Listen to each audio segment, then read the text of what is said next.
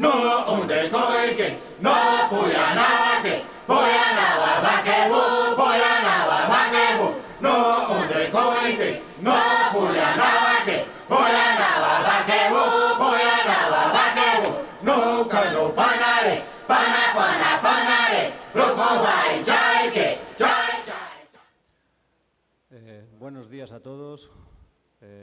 Bienvenidos a esta quinta jornada de nuestra conferencia mundial, que ya está llegando a su preludio final. Esperamos aprovechar bien hoy la jornada. Y el día de hoy vamos a hablar de los usos contemporáneos de la ayahuasca. Durante todos estos días hemos estado viendo y contemplando conferencias y presentaciones sobre los usos, sobre todo tradicionales, ¿no? Bien de las iglesias, bien de las líneas tradicionales indígenas. Y el motivo de esta mesa fue presentar una opción de algo que se está desarrollando mucho en Occidente, sobre todo, ¿no? Que es los usos contemporáneos de diferentes usos, quizá más modernos, más mezclados de esta planta, sobre todo fuera de Brasil.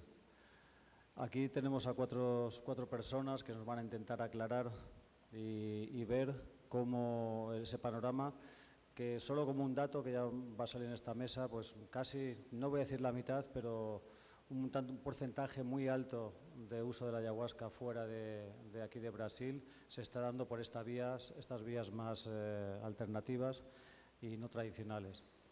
Entonces, a mi izquierda tengo a Eugenia Fotiu, que es antropóloga cultural, trabaja en la Universidad de Ohio y en Estados Unidos, y nos va a hablar un poco sobre el turismo chamánico en algún sitio.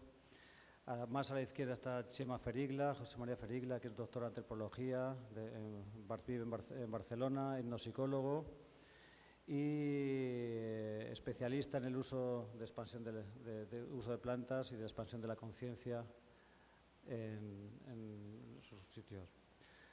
A mi derecha está Ennio Staub, que es cineasta. Él lleva 30 años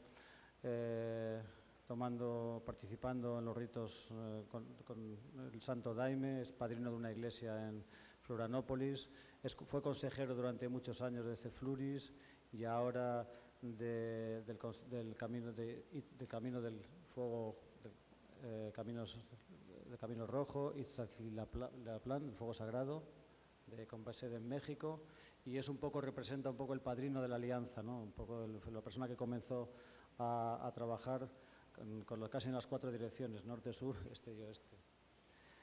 Y por último tenemos a Santiago López Pavillar, que es doctor en antropología cultural por parte de la Universidad Complutense de Madrid. Entonces, bienvenidos a todos. Y aquí cedo la palabra a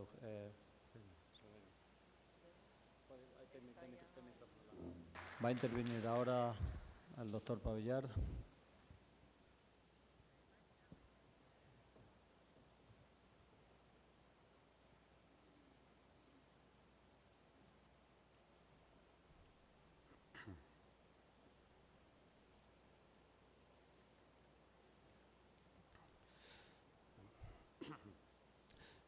Buenos días. En primer lugar, quiero agradecer a ICERS su determinación y su valentía organizando esta segunda conferencia mundial de la ayahuasca aquí, en Río Branco, y agradecerles su invitación a participar en esta mesa. Para mí es un gusto estar en compañía de personas tan conocedoras de los usos que rodean las prácticas en relación con la bebida. Por mi parte, confío que esta exposición permita aportar un poco de comprensión a los usos contemporáneos de la ayahuasca, en los que parece tener cabida casi de todo. Yo conocí la ayahuasca en España a través de un brasileño de Sao Paulo llamado Dácio Mingrone. Dácio había formado parte de la colonia 5000, fundada por el padrino Sebastião, y estuvo en esta colonia desde los años 1978 hasta 1980 y conocía profundamente el ceremonial daimista, a partir del cual desarrolló una forma menos ritualizada y más personal de trabajar con la planta. En 1988, Dasio viaja por primera vez a España, acompañando a una comitiva daimista que había sido invitada por el psiquiatra chileno Claudio Naranjo. Tras aquel primer viaje, Dasio regresa nuevamente a España varias veces y se le podría considerar como una de las primeras personas que dirige ceremonias de manera regular, ceremonias de ayahuasca en Europa. Dasio sentía que su misión consistía en expandir la ayahuasca y ayudar a las personas a abrir sus conciencias. Según él decía, su objetivo era quebrar cabezas, romper cabezas. Es en este contexto ceremonial en el que yo tomo ayahuasca por primera vez en 1993. Recuerdo que las personas, ese pequeño grupo de personas que empezamos a tomar ayahuasca en esos años, teníamos la sensación de haber descubierto una espiritualidad muy distinta a la espiritualidad católica dominante en España. Teníamos la sensación de haber sido históricamente castrados espiritualmente y que la ayahuasca nos había puesto en contacto de nuevo con una espiritualidad viva. Por esos años, de comienzos de los años 90, no existía Internet y obtener información desde España de lo que era la ayahuasca era una misión prácticamente imposible. Y entonces, para tratar de entender esta experiencia e integrarla en nuestras vidas, recurríamos a muy diversos textos procedentes de lo que se suele denominar la filosofía perenne, como por ejemplo textos de mística cristiana, sufismo, gnosticismo, textos acerca de los misterios de Eleusis, de Robert Gordon Wasson, Aldous Huxley, etcétera, etcétera. Tras más de 2 décadas de reflexión acerca de los usos y efectos de la ayahuasca, defiendo mi tesis doctoral titulada La vida como proceso de sanación, prácticas chamánicas del Alto Amazonas en torno a la ayahuasca en España. Durante todos estos años he participado en ceremonias que podemos asociar a muy distintos contextos de uso. He participado en ceremonias dirigidas por Shuar, por Uguisin Shuar, por chamanes Shuar, tanto en España como en Ecuador. He participado en ceremonias dirigidas por vegetalistas nativos de la cuenca alta del Amazonas, tanto en Perú como en España, y también por españoles vegetalistas formados en la selva. He participado en ceremonias dirigidas por psicoterapeutas y he participado en ceremonias de las 2 iglesias que están actualmente registradas oficialmente en España, como son ICEFLU y la UDB.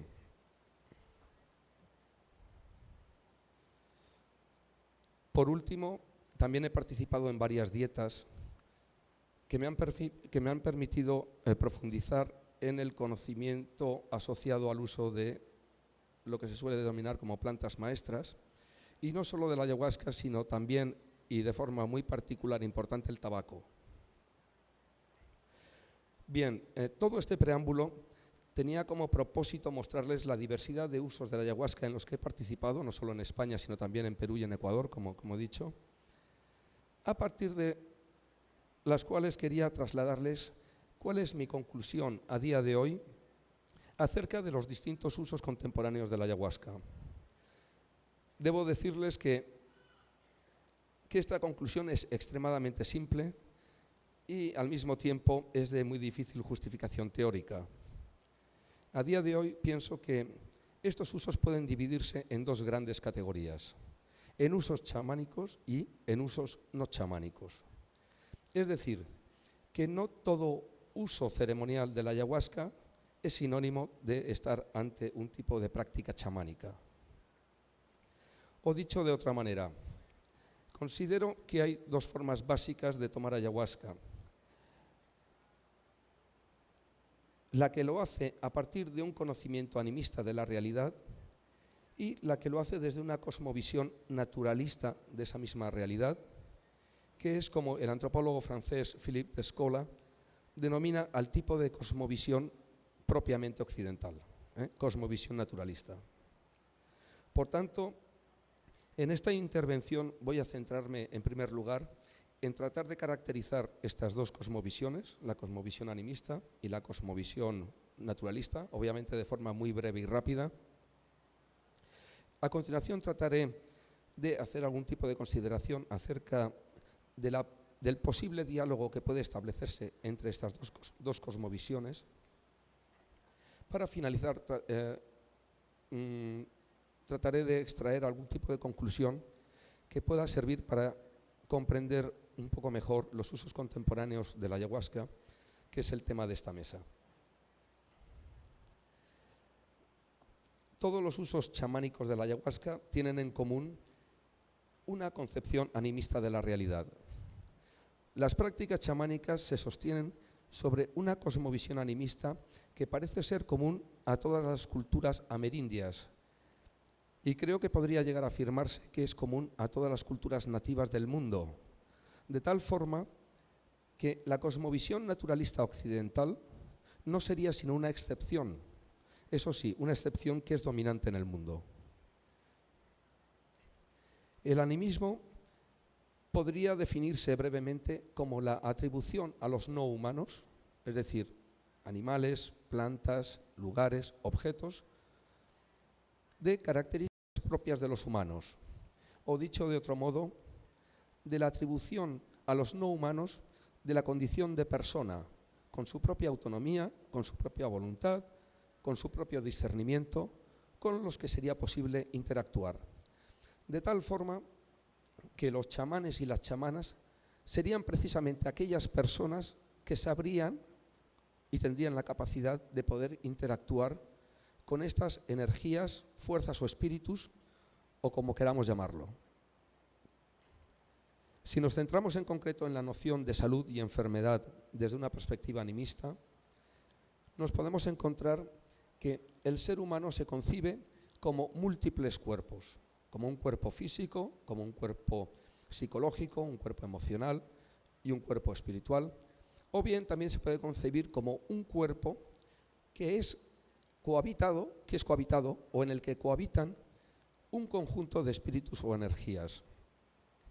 La identidad de la persona, nuestra identidad personal, sería el resultado precisamente de esa cohabitación de diversas energías en nuestro cuerpo.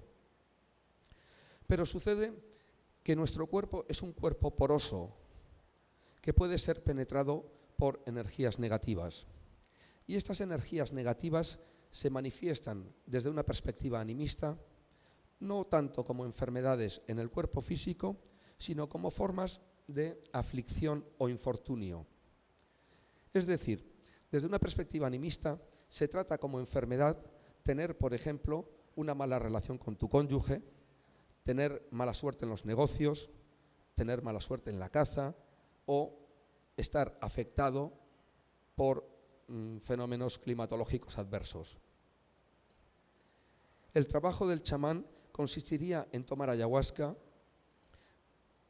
sentir qué energías negativas causan esa aflicción e interactuar con ellas tratando de despegarlas o extraerlas del cuerpo del paciente. Esta sería una forma de entender el uso de la ayahuasca desde una perspectiva chamánica. Frente a este modo chamánico de trabajar con la ayahuasca nos encontramos con los usos no chamánicos y para ilustrarlos me centraré en las ceremonias psicoterapéuticas. En este caso denomino psicoterapeuta a aquella persona que ha seguido algún tipo de formación reglada, como por ejemplo una carrera universitaria, y que emplea sustancias psicoactivas como la ayahuasca en un contexto ceremonial. Todos los que somos occidentales hemos nacido y hemos crecido y nos hemos formado en una concepción naturalista de la realidad, que sería el tipo de cosmovisión propiamente occidental, como he señalado antes. Este naturalismo tiene como piedra angular de su concepción de la realidad el dualismo entre el individuo y el mundo, esa separación cartesiana entre cuerpo y mente, y esa cosmovisión sería la opuesta al animismo.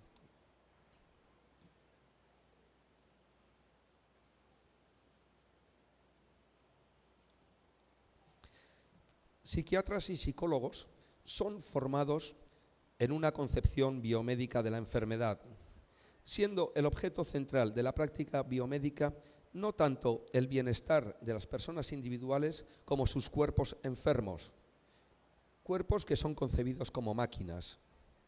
Es decir, por lo general, los profesionales de las ciencias de la salud buscan curar, en el sentido de arreglar malfuncionamientos, antes que sanar, en el sentido de buscar cambios a largo plazo. Desde luego, aquellos psiquiatras y psicólogos que emplean sustancias psicoactivas con fines terapéuticos han recorrido un largo camino al margen de la universidad para ir más allá de una concepción puramente biológica de la enfermedad y comprender el inmenso valor psicoterapéutico de sustancias como la ayahuasca. Ahora bien, la cosmovisión naturalista en la que han sido formados estos psicoterapeutas, lo que podríamos denominar como su cosmovisión materna, hace que conciban en última instancia las ceremonias de ayahuasca de una forma sui generis. Así, conciben los malestares desde una perspectiva exclusivamente intrapsíquica, es decir, mental, y no se considera la existencia de espíritus, fuerzas o energías interactuando desde el exterior sobre las personas. El psicoterapeuta que dirige la ceremonia suele concebirse a sí mismo como un mero acompañante del viaje interior que induce la ayahuasca en el participante en la ceremonia. Incluso el psicoterapeuta puede llegar a considerar que no es necesario que él mismo tome ayahuasca durante la ceremonia. También puede suceder que en vez de emplear ayahuasca, emplee lo que se denominan análogos de la ayahuasca, es decir, bebidas que lo que hacen es reproducir el mecanismo farmacológico de la ayahuasca. De esta manera, se tiende a considerar a la bebida como un medicamento. Algunos lo denominan jarabe de psicoterapia, muchas veces descrito como un medicamento alucinógeno y no como una planta maestra que induce visiones. A pesar de todo ello, muchos de estos psicoterapeutas se describen a sí mismos como modernos chamanes, al considerar que la psicoterapia con sustancias psicoactivas es una forma de espiritualidad. Esta sería, en resumen, la forma de entender la ayahuasca y las ceremonias de ayahuasca desde un punto de vista psicoterapéutico occidental. En mi opinión, si queremos avanzar en la comprensión de los distintos usos contemporáneos de la ayahuasca, debemos reconocer, en primer lugar, la existencia de estos dos saberes diferenciados, el saber chamánico y el saber no chamánico, en relación al manejo de sustancias psicoactivas. Y ello pasa por no denominar como chamánico lo que no lo es. Ciertamente, si comparamos el trabajo con ayahuasca que realizan en Europa vegetalistas y psicoterapeutas, pueden ser trabajos aparentemente muy parecidos, porque mientras que el vegetalista trabaja sobre el infortunio o la aflicción, el psicoterapeuta trabaja sobre el malestar, que son nociones parecidas pero distintas.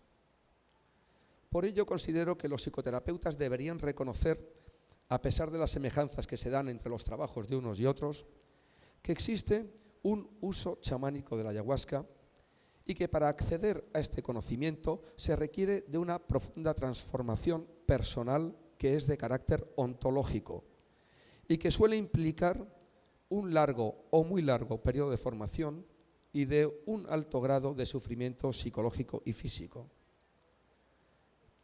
Hablar de un acceso experiencial y directo a este tipo de conocimiento animista no es algo retórico, y quien accede abruptamente a él por acción de la ayahuasca puede experimentar un shock cognitivo que en ocasiones es descrito como brote psicótico. Este es el motivo por el que el etnobotánico Richard Emansultis solía decir, citando al autor latino Juvenal, que todos quieren saber, pero nadie pagar el precio. Por tanto, la primera condición para un hipotético diálogo entre chamanes y psicoterapeutas pasaría por el reconocimiento de que existen chamanes de verdad.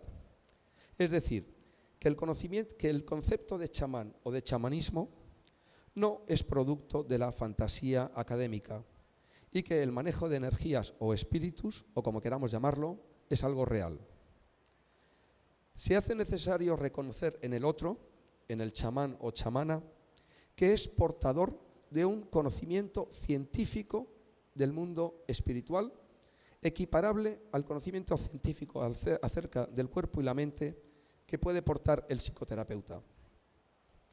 Entonces, lo que nos encontramos es que el tipo de diálogo que podría establecerse es lo que se ha denominado como diálogo de saberes, que no es un diálogo de tipo intercultural, sino que es un diálogo intercosmovisivo, es un diálogo entre cosmovisiones, es un diálogo entre formas distintas de vivir la realidad.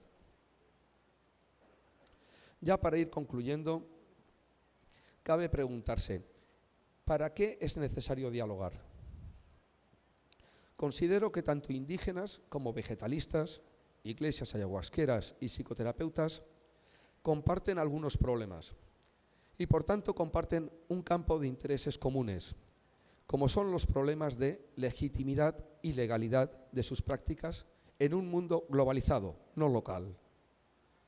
Hay psicoterapeutas que ven en las prácticas chamánicas una ocasión para legitimar el empleo de sustancias psicoactivas.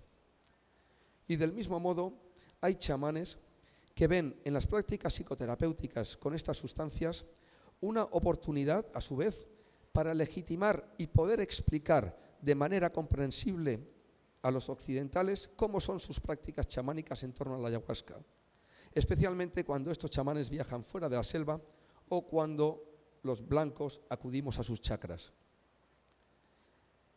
La mezcla extraña que se observa en los usos contemporáneos de la ayahuasca tal vez pueda comprenderse mejor si la percibimos como el resultado de las diferentes estrategias que siguen quienes dirigen ceremonias de ayahuasca para lograr la legitimidad y la legalidad de sus prácticas en una sociedad global.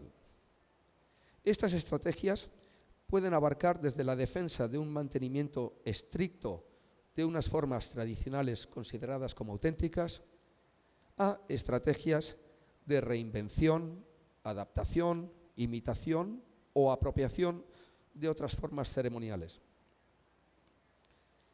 Al principio de mi intervención señalaba que la distinción entre usos chamánicos y no chamánicos de la ayahuasca era de difícil y compleja justificación teórica. ¿Cómo distinguir al taita del indígena que dice ser taita? ¿Cómo distinguir al chamán del psicoterapeuta que dice ser chamán?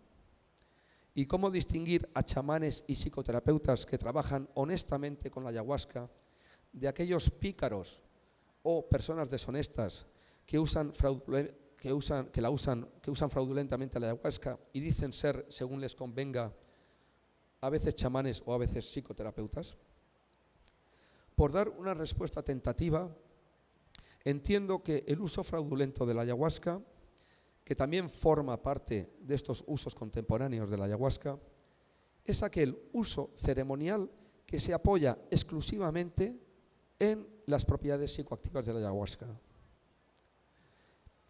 En mi opinión, lo más destacable del fenómeno de la expansión del uso de la ayahuasca, que en su origen es un uso chamánico, es que se rodea de un conocimiento animista que permite quebrar las duras cabezas de los occidentales, poniendo de manifiesto que lo occidental no es una categoría geográfica, sino es una categoría mental, que tan occidental puede ser un europeo como un habitante de la ciudad de Lima o de Quito. Y del mismo modo, ser indígena no es tanto un rasgo de etnicidad como algo igualmente mental, y que los gringos también pueden llegar a ser chamanes. Todo es una cuestión de conocimiento.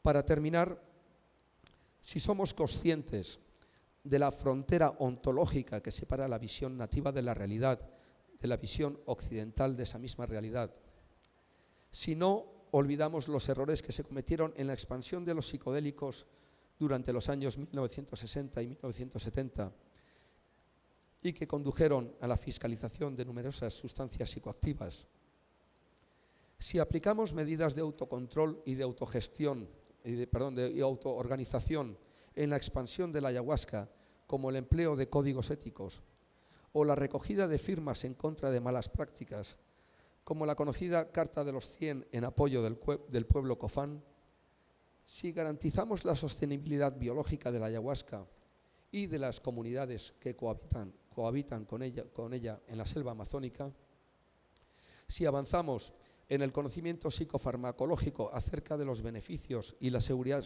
terapéutica de la ayahuasca asociada a contextos adecuados de uso, para convencer a las autoridades sanitarias del inmenso valor terapéutico de estas sustancias, y si por último los occidentales honramos a los pueblos originarios y reconocemos con respeto y con humildad que han sido ellos quienes han preservado este conocimiento chamánico en torno a las plantas, todos juntos tal vez podamos evitar las consecuencias más indeseables de la expansión de la ayahuasca.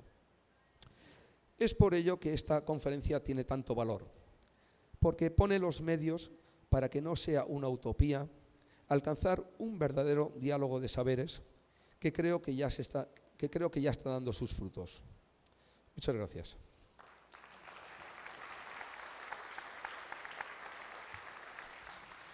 Muchas gracias, Santiago. Bueno, estamos casi al límite, a la frontera del tiempo.